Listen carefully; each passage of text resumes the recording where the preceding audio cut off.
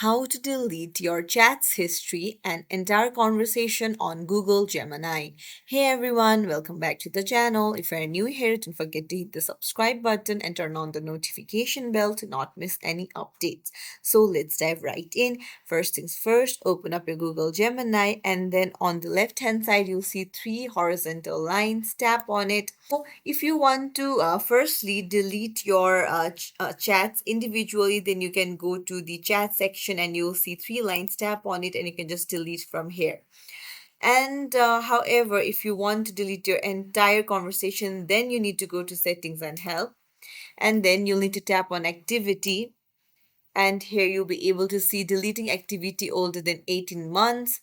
So just you can see the delete option right here. So you just need to tap on delete, and then you can choose the custom time range, and then you can just tap on delete, and then everything will be deleted. It's as simple as that. If you found this tutorial helpful, don't forget to like and subscribe to our channel. Thank you for watching.